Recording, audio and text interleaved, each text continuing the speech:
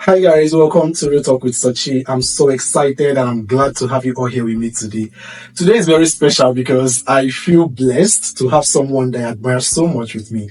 And for the very first time, I'm having a guest here with me. So David is the first guest on this show, and guys, this means we are growing, right? So with me here is David Agyeman-Duodu from Ghana. David is a Ph.D. student in economics at the University of Mississippi, and he has honored this show with his presence today. David, how are you doing? Doing great. Excited to be here. Okay. A little bit overwhelmed, but I know, right? Yeah, conversation with you are great, so I'm here for it. So tell me, how does it feel like to be the first guest? And when I sent you that invite, and it was boldly written, be the first guest on Real Talk with Sachi. How did that make you feel? Let me know. I mean, when I saw it, I opened it at first, and then I was like, I need to take time to really read. Because I was like, oh wow, that's a great honor, and you're my brother, you're my friend, and you're a great person. I'd like to have a conversation with you at any time. Thank you so much. Okay, David, if you're ready, I'm ready. I'm sure my viewers can't wait to hear this, So guys, we already know there's no need for me to overemphasize on what this channel is all about. This is a safe space. I explore vulnerabilities. I believe in the power of storytelling, right? I believe that we can learn more from people's experiences, from people's story, and which is why today is no longer about me. So today we have someone else. So David, let's get started. So I would like to ask you this question. Can you share any of your personal experiences, that have shaped you or, that had a significant impact on your academic or professional journey so far? Okay. Thanks so much for the question. I think I'll start from my undergrad. My orientation was in business administration, banking, and finance before I moved to economics. But the transition is a whole story in its own, so I got it shocked. And so I took a few courses in economics, microeconomics to be specific, which really piqued my interest in economics. So I decided that at some point in time, I would take on a grad level program in economics, right?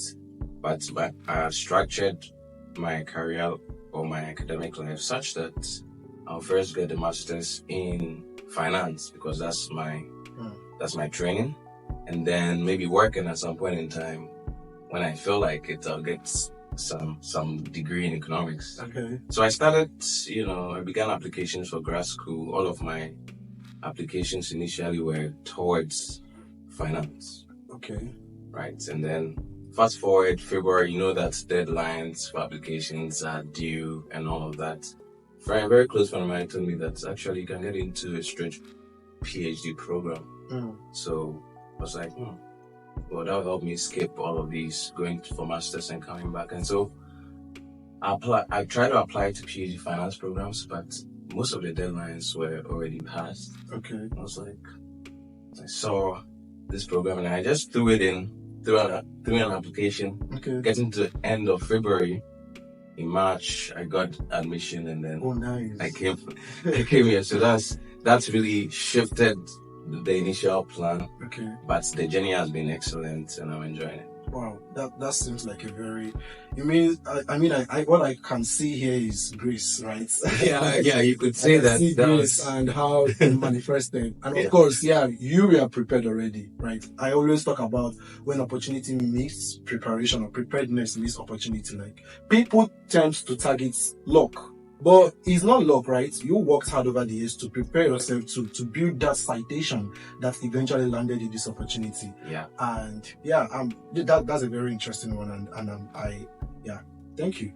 So what do you, as a PhD student at the University of Mississippi, Miss, my very good school. So I would like to know, because I'm very interested in your journey thus far in the PhD program. So what are the challenges you faced as a PhD student and how have you been able to overcome them? It's a very good question. I would say my first challenge would have to do with the transition in itself. First to a different field or a different program, and then at an advanced level.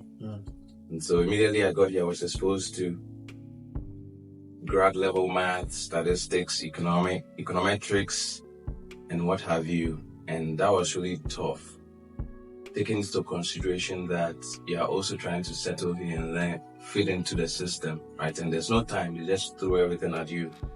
So that was a huge challenge for me.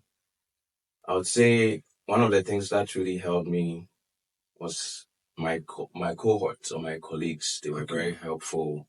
You know, they did not act like they already knew. So they could, lean and lend a helping hand here and there. But most of the work I had to do it. I had to play catch up. And so while I was submitting assignments and undertaking tasks for the purpose of fulfilling my duties in the program, I was also studying the basics and the concepts that were not captured in my undergrad education. And then I had to be sitting or auditing classes, undergrad classes, just to get to a level where I felt like I could really appreciate what I was taught in class. Wow. Yeah, so that was one of my challenges. Another challenge was that in the course of my PhD program, I had a very bad injury, which sort of like virtually wasted 6 months of my stay in the program. But thankfully, I thank friends that I had around that helped me. My supervisor as well, who was very patient with me, helping allow me to do some of the work back at home. And friends like Dayo and then my girlfriend at that time, whose help incredibly shaped and brought me to this point. Oh, wow. I mean, look at you right now, looking so good, and no one would have imagined that you passed through that. I mean, to be injured, because I know when I arrived in the United States for my studies, I was completely okay, like full flesh and blood, and how difficult it was for me to adjust. How much more having an injury in the process. Yes, that's a lot, and sometimes people don't really understand what we go through or what people go through to get to where they are, and we always want that switch, to be like them or to be that picture we see. But listening to you right now, I'm just hearing for the first time that you had injury that cost almost 6 months. Yeah, just a few people know about it. Yeah. I really admire who you are right now despite those challenges. So I am a graduate student, and I know how challenging it is to be a graduate student in the United States, right? And because of the academic gap, where we come from, this is very different. Here we read more. Not just that we read more, you are mandated to read. You have to read because you go to class, you have to talk about it, you have to explain what you've learned. And that makes me brings me to the third question, which is, how do you balance your academic work and other aspects of your life, such as family, relationship, or personal interest? So how do you put those things together? How do you find a balance? Okay, that's just a very interesting question. I would say the word balance in itself, sometimes it gets confusing because I've tried a few things. Some have worked, some have not worked. But I think that what I can say is that before the semester starts, I usually plan a lot. And I take advantage of opportunities. Let me explain. So, for instance, I'm a graduate instructor, so I teach my own course.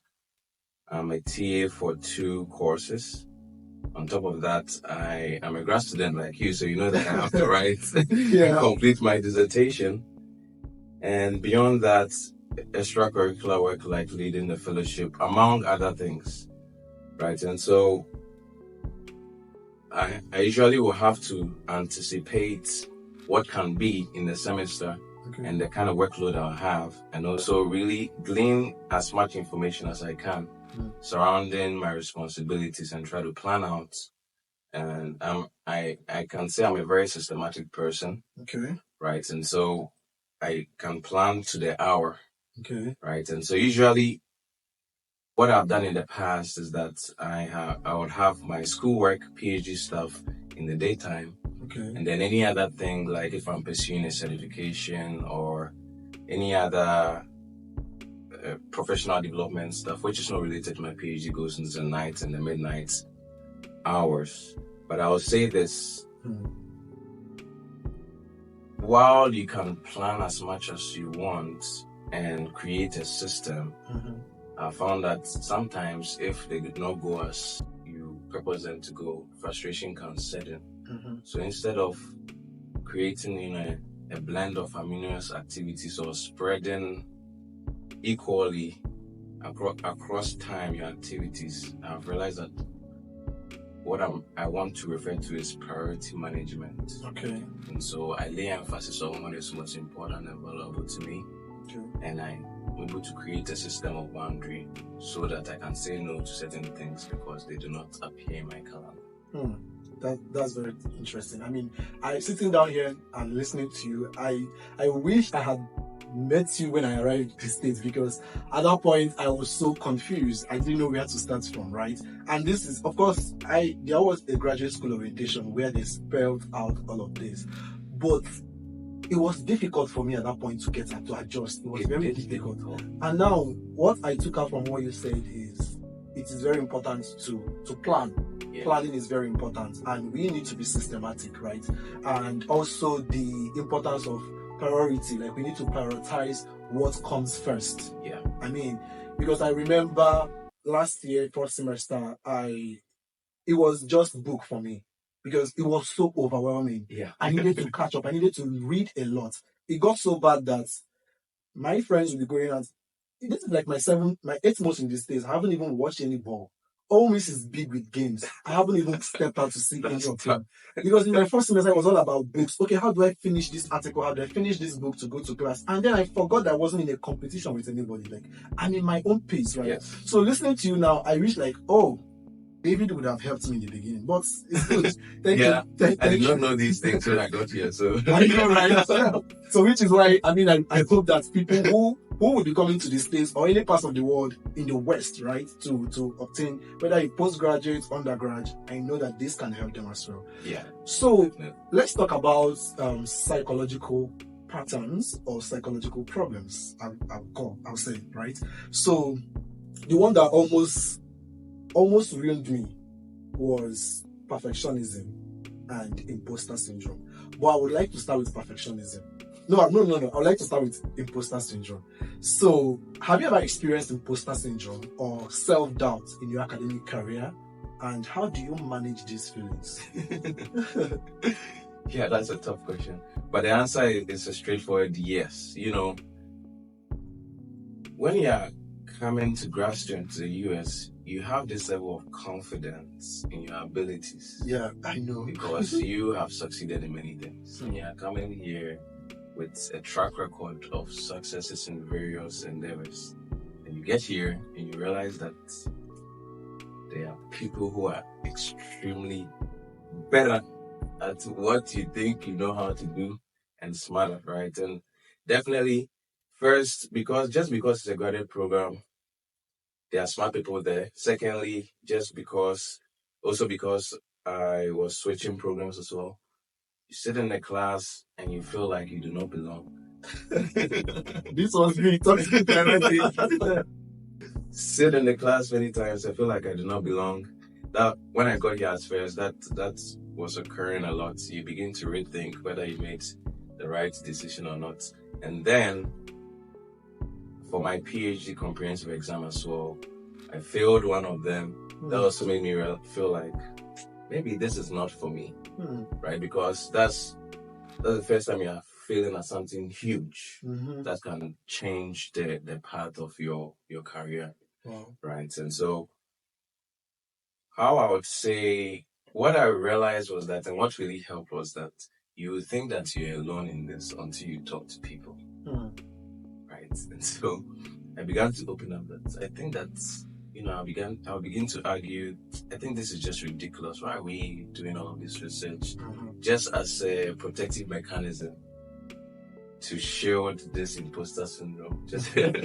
And then they will also open up, my colleagues will also open up that we are going through the same thing. Right. I was like, oh, well, I guess I'm not that down or that bad, right? And I think journaling too has been helpful for me. Write out my thoughts so that I have some level of clarity, in the process.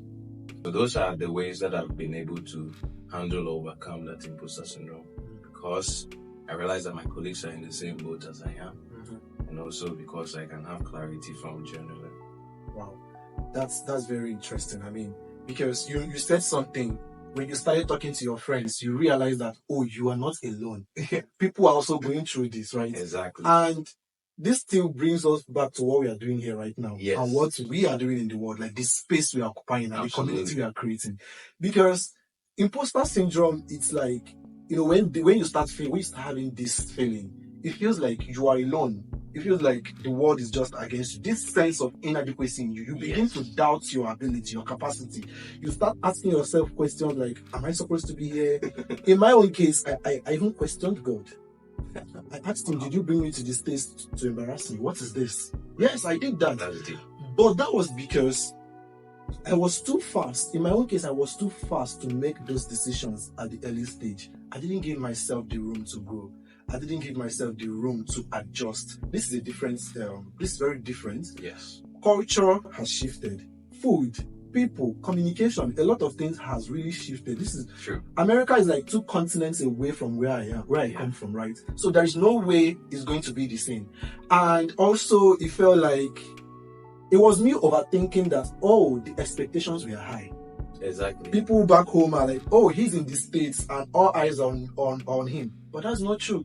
These people are busy. They are working on their stores. Nobody have your time. Yeah. They look at you when, oh, something bad has happened. They will talk about you. Or, oh, you are celebrating something. Yeah. You post it on media. They will appear. Aside these 2 things, no one cares. People are busy. So my expectation, I was thinking the expectations was much. But now you saying, how speaking to people helped you and how it helped you to cope, because you now realize that you are not alone in this journey. That is very important to take out of this. And also, I must really appreciate it for sharing that you failed one of your comprehensive exams. Oh, yeah. No one is proud to talk about that. No one is proud to talk about how they failed. It's all about success, success, success. And I appreciate you for doing that, bro. Now, perfectionism. I mean, this is the one that almost ruined me. And I thank God, in my previous podcast, I really stated how my professor helped me to identify this problem, because I had it. I didn't know it was called perfectionism. I was thinking, oh, this is me being perfect in everything I do. This is me wanting to have it all figured out. So I didn't know this is called this until my professor helped me to point it out. So for you, I would want to know, have you a perfectionist? Has that in any way affected you? I think yes, to some degree, and so that when I'm giving some work, it takes me a longer time because I want it to be in its best form. Revise, and eventually that can have a negative effect on your work ethic and then your results, right? And that used to happen to me, especially when I started working with one of my professors on a paper, and so he would instruct me on the area I should focus on, and I want to be able to perfect the work so that my idea is that when I send this, there will be no comments again. And then I send it, and the comments that come back, they are more than what I even wrote. Right. So I think I eased into everything that was going on. I realized that not everybody has everything figured out. Yeah. It takes time to build mastery. It takes time, right? And it takes you to be vulnerable, to make mistakes over and over again until you are able to produce a product that is without blemish. Wow.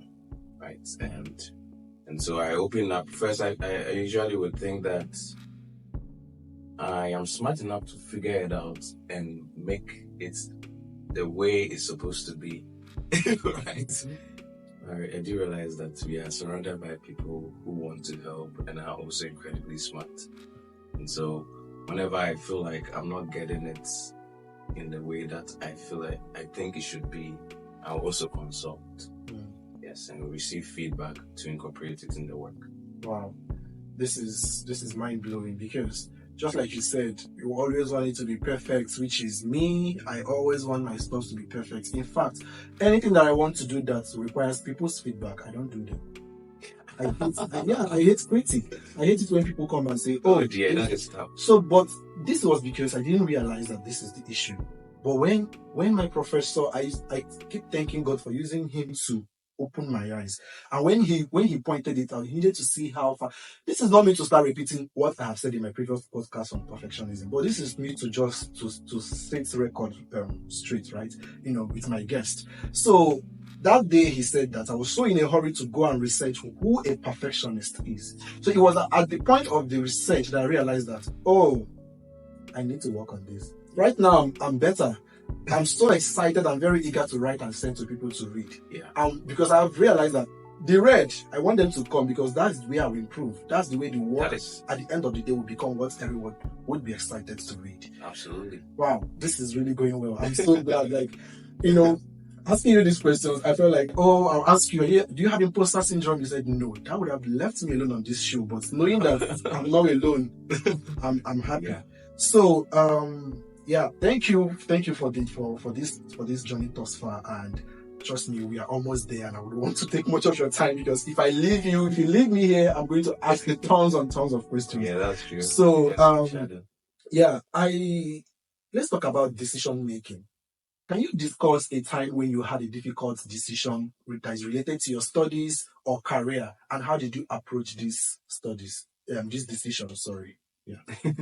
So circling back to this same PhD, after first year, I wanted to leave the program. Okay. Hey. I wanted to master out. I felt like what I wanted to do was more finance, right? As I said, that's why I was applying to finance stuff. And this ties, with the period when there was lockdown, COVID time. So there are many variables at play here. But I knew that at the end of the summer of 2020, I wanted to do something else. Sure. So I typed out the email to send to the coordinator. Wow. And then I sat back and I said, you know what? I think I have valid reasons, but let me run it by a few people. So I ran it by some seniors in our cohort, run it by people in Ph.D. finance who had been there, done that. Run it by my parents. And so my parents are always pretty chill. They think that I make the best decisions in the world. So every time they're like, yeah, I think we should go. Then I ran it by my mentor, one of my mentors who is my pastor. He has 2 PhDs. So I was like, yeah, this is what I'm thinking. I want to leave this program and go and do something else in finance and stuff. But I'm saying this to get to the point that at the end of the consultation, it gave me some level of peace. Okay. It gave me some level of assurance. And it gave me a strategy to incorporate every other thing that I thought I was missing into what I'm doing right now. And because of that, I'm at this point where I'm almost done. Wow. I'm so this is good. I mean, I would say we can never overemphasize on the importance of talking to people again, right? You had to consult people because at that point, one thing is very important here to point out. You knew that in as much as your parents believe that you have the best decision, and in this situation, you knew that this is more than you can handle. Right? You needed people higher. You needed people who possibly had also faced the same challenges, and they have been able to come out of it, and they helped you. So that's very important to point out. So before we sign out, no, we're not signing out yet, but very soon we'll sign out. So I would say life is full of challenges, obstacles, ups and downs, failures. Sometimes you start a journey and it doesn't work. The valley of despair. It feels like, no, I'm not doing this anymore. This doesn't work. So I want to know, how do you stay motivated? So many people don't know how to stay motivated in challenging times. Some people, when they face the first failure, they quit. I have quit so many times because I couldn't stay motivated. So I'm very interested to know, with what you've said here, your life looks like a roadmap for anyone who is growing up or who wants to follow your route, right? So I want to know, How do you stay motivated in difficult and challenging times? Okay. I think that, and this is just me because of my experience, I think that while motivation is important, it's a tad bit overrated. Yes. I agree that things like the vision that you have on your desk before you, things you want to pursue, and then looking back, people, including yourself, that you do not want to disappoint, those are very huge motivating factors. And so I'm not disregarding that. But I can also say that I have listened to many motivational speakers in my life. Okay. Listen, I can put David Goggins, for instance, on for hours. And what has happened through this journey is that I get motivated for a couple of days, and then things begin to get tough. The going gets tough, and then I would fold. I get overwhelmed, and then I crumble. And so what I've realized is that I have to make an unwavering commitment to do what I have to do, whether I'm feeling it or not. Whether I disagree with how much work I have to do or not. You just have to put in the work, come rain or sunshine, right? And so that has been sort of like my running mantra so far. And I know that it is tough. And that's the thing, right? People usually will think that every day is going to be a constant. Like you can get up every day and do the same thing you're doing. But there are times that, you're going to fall, if I can put it that way. At the end of the day, what matters is that you do not quit.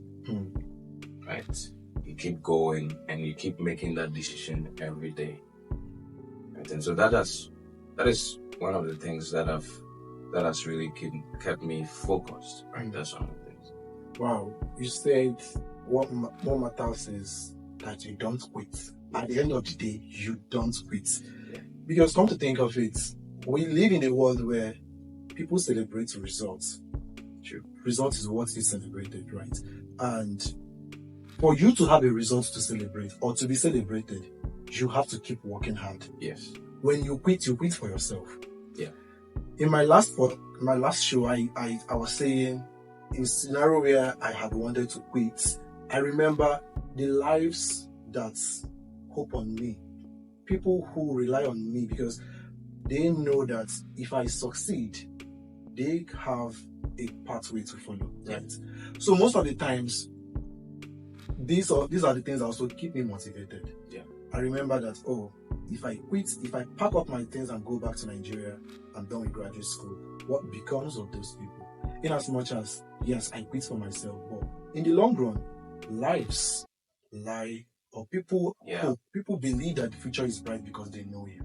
So yeah, thank you for pointing that out. Stay motivated and don't quit. That's it. So whatever it takes. Ph.D. in economics in view, and financial analyst, financial modeling analyst. Nice. So I would say, do you have anything to tell my viewers? People who have interest in graduate school, be it economics or any related field. Do you have any advice or anything to say? Yeah. Okay. I'd say that I understand the need for a PhD or a graduate program, especially from a standpoint of an international student. But I'll tell everybody what my mentor told me when I went to talk with him about the PhD program. Love never fails.